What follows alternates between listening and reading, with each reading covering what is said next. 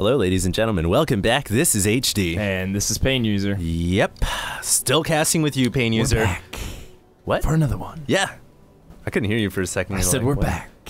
It's these headphones we wear. It's very, very, very big. Blocks all the sound. Anyways, this is going to be a exhibition game that wasn't sent to me on HDreplays@gmail.com. Rather, it was sent to Pain User, and it's from Pain User's good friend, KawaiiRice. Yes, KawaiiRice. He said he had a pretty epic, like 30-minute TVP with Axslav on Shakur's Plateau. So I hope you guys are in store for a nice little macro game here with a ton of drops and fast-paced action and some pretty sick battles. Yeah, that's what we hope to see. I mean, they have spawned by air relatively close, and Terran versus Protoss does boil down a lot to those dropships and the usage of drops.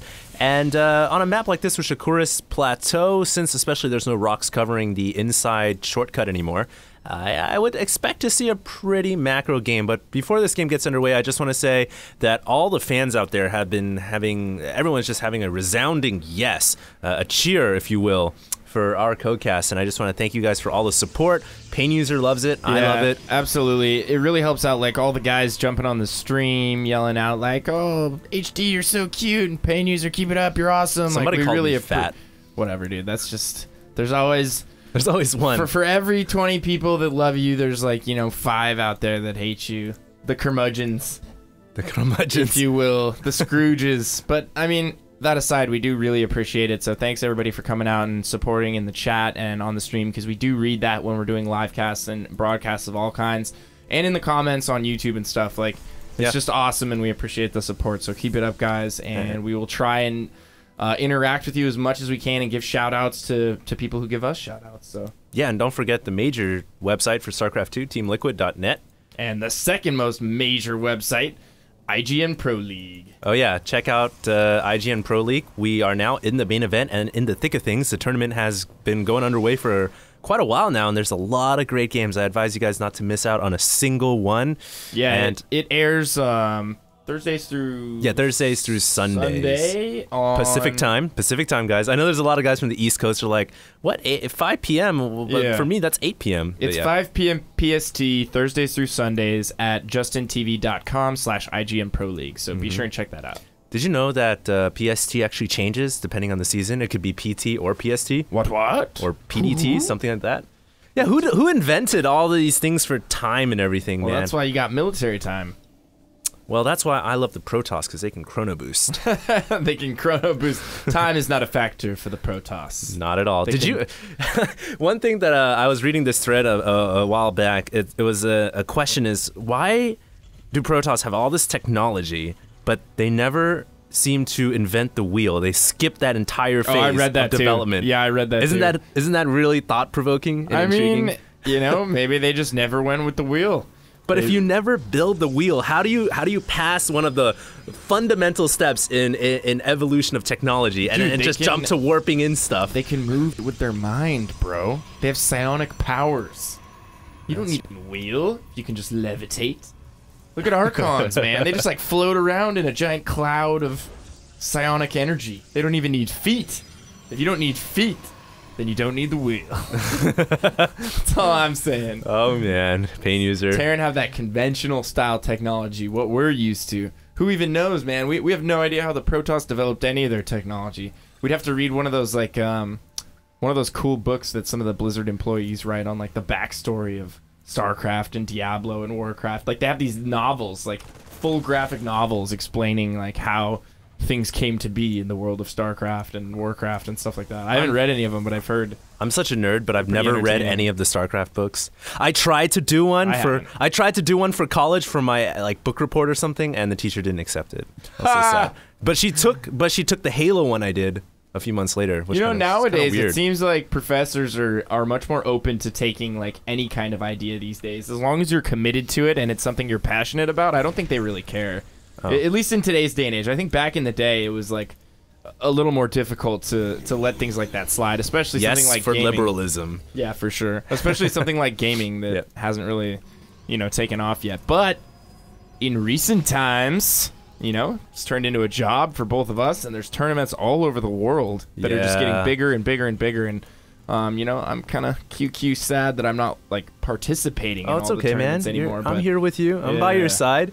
It is just because you're not really a competitor, cool. you can still have a good time casting. It's like I kind of live vicariously through my friends that are players now, which is awesome. And I still get to watch sick games like this. So anyway. Yes, anyways. Enough of our shenanigans. We digress. We digress. Yes. Enough of our shenaniganizing. We do have stim and +1 weapons on the way for KawaiiRice. KawaiiRice. You having an aneurysm there, KawaiiRice right now. He's CPR. Gonna get a factory, and he's probably gonna follow that up with a really quick starport and swap that onto the reactor. And I love his defense at the front near the natural. He's got that supply depot wall going up, and he has those 2 bunkers, so he's just super safe. Yeah, I couldn't agree more. Safe. Yeah, his wall right now is perfect. It does look like right now we have maybe an SCV and probe little chase around the other side of the map, but for now things are relatively calm. It's like the calm before the eye of the storm. Quiet man. on the Western Front. Indeed. Man, that book was crazy. That movie was crazy too. Super old movie. You were mentioning to me a movie the last time we casted. I think it was Aliens. We digress. Anyway, we're coming continue. back. No, wait. I have to say this. You were mentioning me Aliens, and I've never seen Aliens yet. And then I said that in our cast, right? Yeah, and yeah. everyone in the video Railing comments, on you, right? Yeah, they were railing me. They're like, dude, what? how have you not seen Aliens? That's like like, ridiculous, man. That's Hey, speaking of ridiculous. oh god, we do have a Dark Shrine coming from Axslav right now. Yep. I mean, yeah, dude. Aliens put Sigourney Weaver on the map, dude. That's like her claim to fame. Who's Sigourney Weaver? What? Oh man, I'm Bill gonna get like Paxton? 20 different haters. Sigourney Weaver. Dude, I'm not really that big in Michael movies. Biehn. Is that the guy man, that's from, like old school, just like cream of the crop, early 90s, late 80s actors and actresses. But anyway, he is following that up with a very quick starport. We re-digress. And he's going to be getting 2 early medevacs out, and Combat Shield is going to finish right as +1 finishes. So we have Stim done. We have Combat Shield about to finish. +1 is about to finish.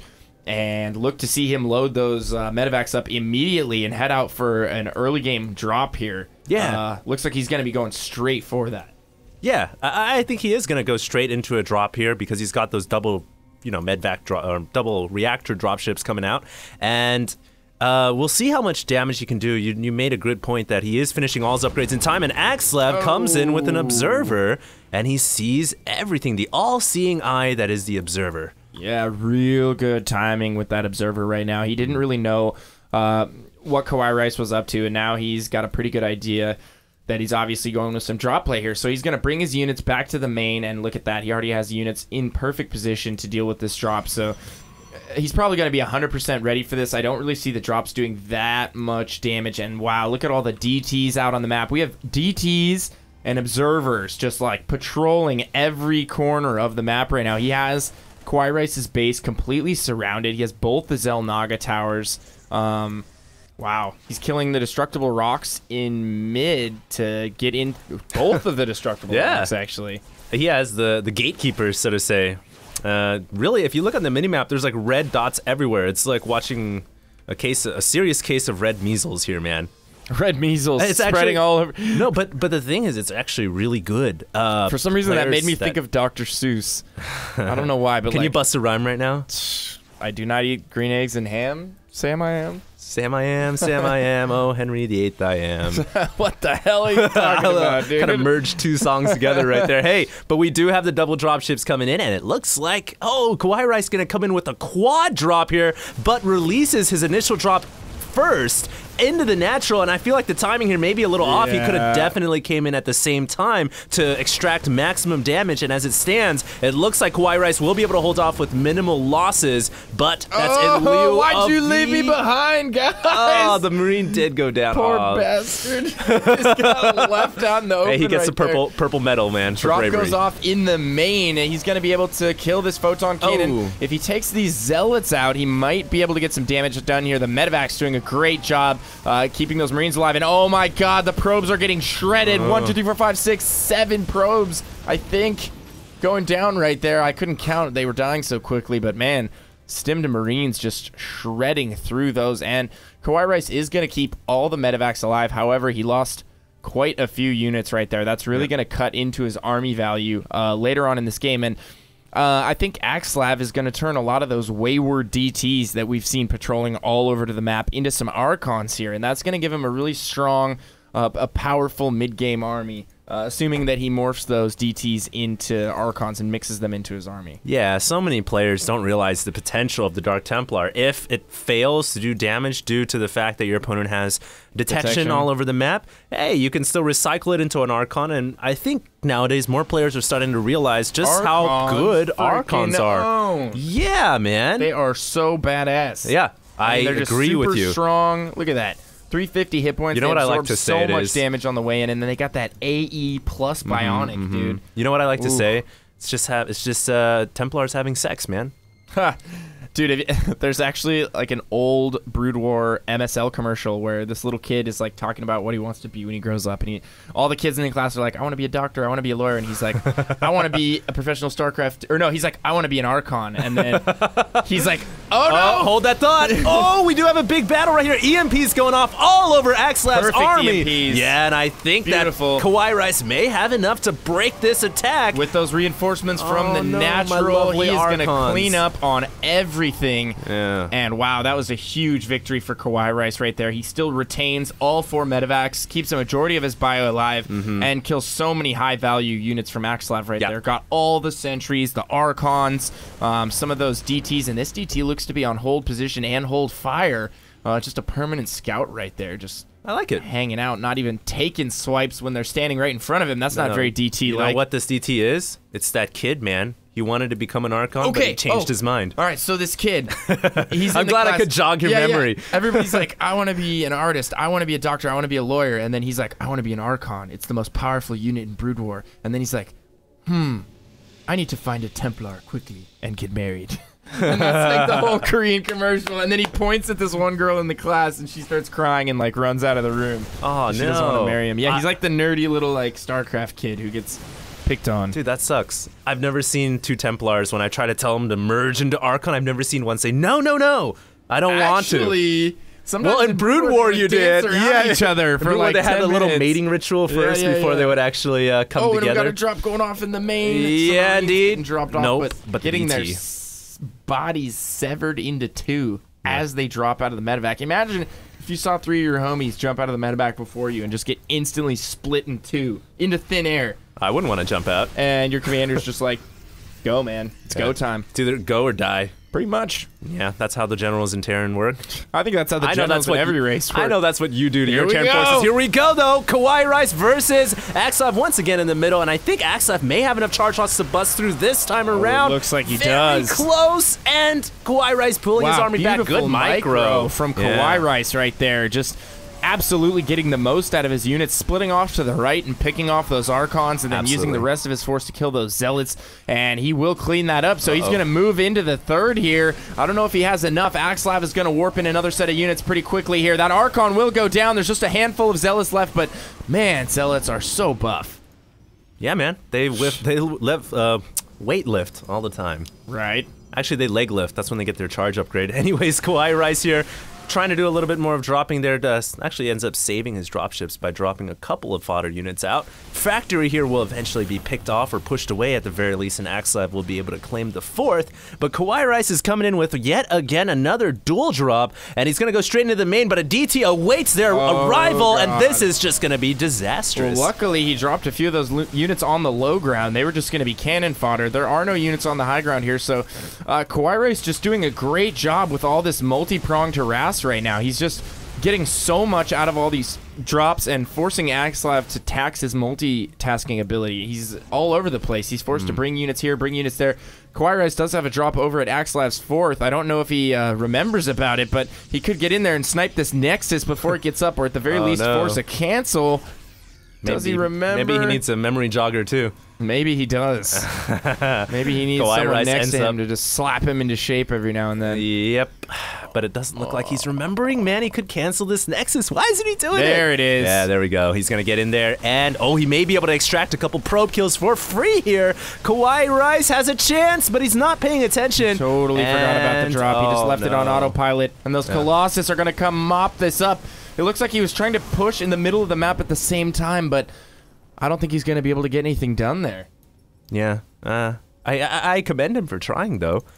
Just wish that his memory there was like 100%, because if it had been, I feel like he could have, I don't know, sniped the Nexus, got a bunch of free probe kills. Yeah, I agree with you. And that would have been awesome. I agree with you. I think the probe kills there would have been would have taken the cake. And now we're back in the middle of the map, and it looks like KawaiiRice is going to try and engage here, but there's Colossus pincering his army on both sides, and they're just blasting through the Marines. He's also dropping in the back of the main.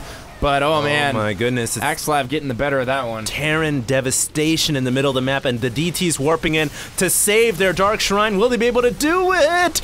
Oh no, the scan going down, and I think the last DT is going to go down, but with the Colossus arriving to support, KawaiiRice's drop is foiled once again.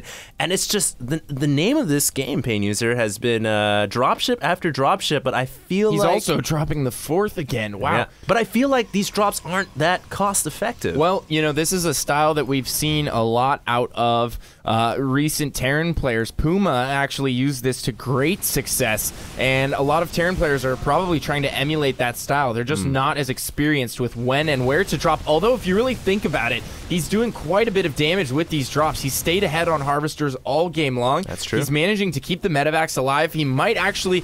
No, he's not going to pick off the 4th here, but he did kill quite a few probes. And the whole time, he's been macroing back on his side of the map. He has his 4th.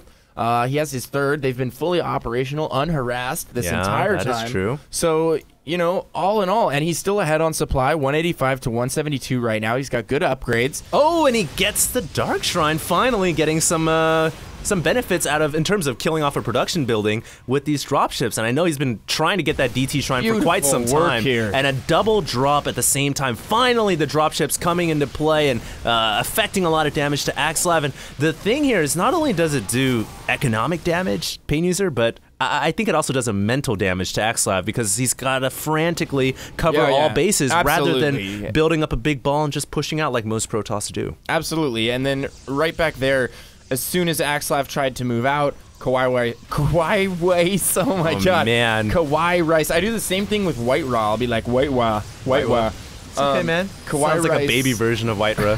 Right, White Raw. White. Yeah, Kawhi right there anticipated him moving out and then dropped on the bottom side of the map, and then he's also going to kill the 5th here. Yeah. So he's really just putting the hurt to Axslav right now, and dare I say he's putting the pain to Axslav? Using the pain on Axslav? Yeah. Sure, you can use that. I'll let you use that. All right, as long as it's not patent pending.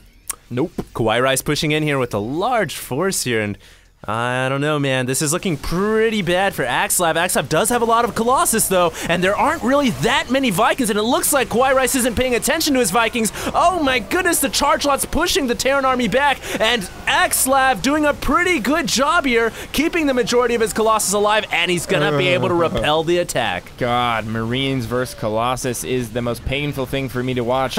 They just get shredded limb from limb, and that ghost gets picked up in the medevac. What a save right there from KawaiiRice. Just such impressive play, and that all the while he was dropping the 4th as we were watching that battle, picking off tons of probes, and still ahead on supply, 144 to 106. And God, this is just such intelligent, frantic drop play from KawaiiRice. 54 workers killed for him with all these drops, and picked off a few tech buildings as well. He has lost some of his army power in a few of these drops. We have seen him lose a couple medevacs worth of units, but all in all, I think he's come out way ahead with all this drop action. And like you said, it's also that mental factor too. Yeah, absolutely.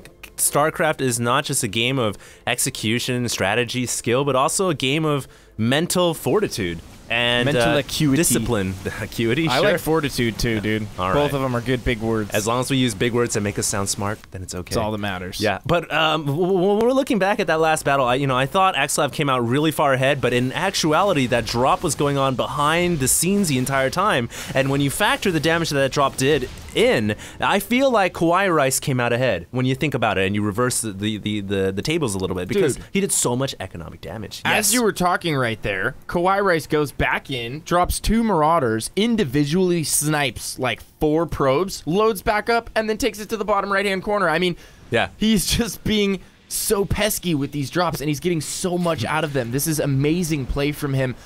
This is actually a revolutionary replay for me to be watching, because I'm really going to emulate this style in my TVP now. Axslav is a phenomenal player, and KawaiiRice just has him running in circles right now.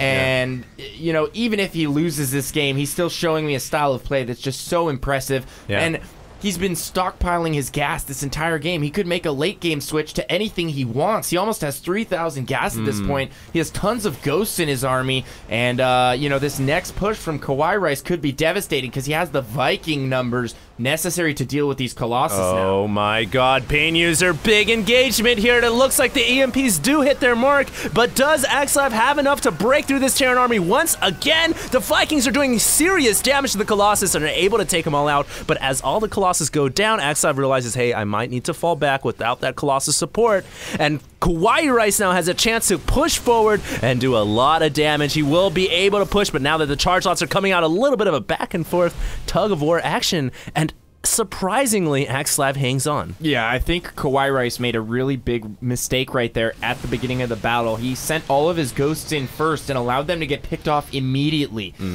He lost so much EMP energy and staying power in that fight by sacrificing all of his ghosts early on. If he had preempted the battle by sending the ghosts in and getting off all those EMPs on top of the Archons, on top of the Zealots, the Stalkers, and just got rid of all the shields on the Archons, I think he would have ripped through him right there. Yeah. But he forgot about it, lost all those ghosts, and that enabled Axslav to keep all the shields on those Archons, and it just made them so effective in that last fight that he was able to equalize things a little bit. Yeah, and with that, I think at least the determination of this game is now very murky and unclear, because both players almost have similar army sizes, I would say. And also interesting to note that both players are at max upgrades, 3-3 apiece, except for the shields for the Protoss player, which, you know, don't really come into play that much. It's nice to get in the very, very late portions of this game, but for now, 3 armors and Guardian Shield will do just fine. That's like 5 armor in total, which is just ridiculous. And I think KawaiiRice has kind of calm down, so to say. He isn't dropping all over the map anymore. He may be falling back into a more standard play, and he has added quite a large number of ghosts here. It's like a, haunted house here, dare I say. Why are the ghosts so scary to you? I don't understand. Because they're called ghosts, man. Oh my god! The literal transition. And you know why else they're scary? Look. Here we go. Nuclear launch detected. God. And what an intelligent position to nuke. He might be able to swing his army in on the south end, and I don't think Axslav knows about this. Okay, maybe he's going to back off. He might assume that there's a nuke coming in.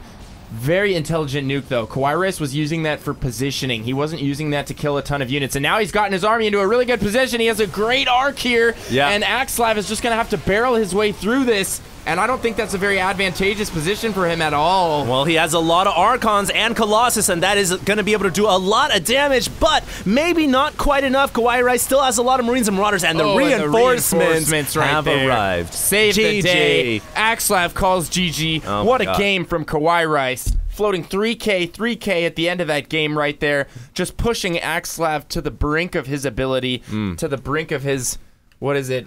113 APM. Yeah, he's a low APM player. Maxing that out, and oh my god. Push it to the limit. That was just such a good TVP style right there. Yeah. Really emulating that Puma style TVP that we saw used so well.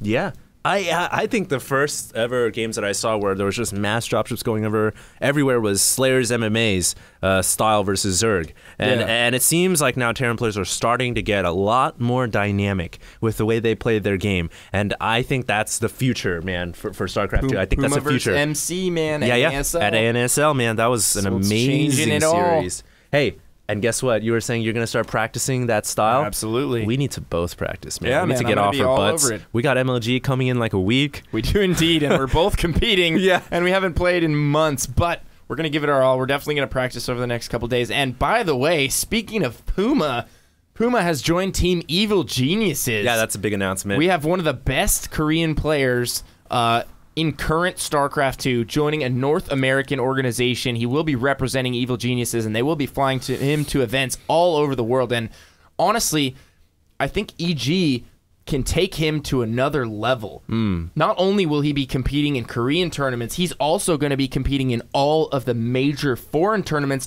much like MC is right now with Team OGS. So that's a really big deal. We're going to have one of the best Korean foreigners in the world participating in all of our tournaments. So really just globalizing StarCraft 2. And dare I say, Puma may actually overtake Idra as the quote-unquote king of EG or team captain of EG? I think he is definitely a caliber of player that is on par with Idra, if not better. I'll say that confidently. There you go. So, all right, guys. Well, we want to both thank you guys for tuning into this broadcast. I want to thank you, Pain User, for, gracing me with your presence once again. It's always awesome. Man. All day. Yeah. And it's not even a grace, man. I It's love a blessing hanging out in with disguise. you. I love hanging out with you, man. And You're these casts are always so much fun. He's a Trojan horse.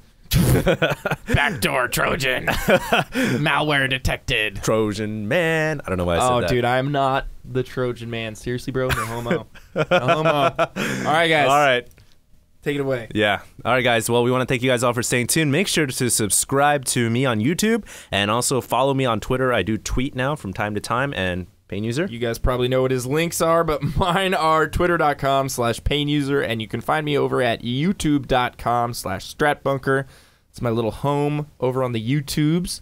So we hope you guys enjoyed that game between KawaiiRice. Oh my God, somebody shoot me. Between KawaiiRice and Axslav. It's like a speech impediment. I don't even know. All right. Well, make sure to also follow us on IGN. It's ign.com/IPL. And tune in Thursdays through Sundays at 5 p.m. Pacific time.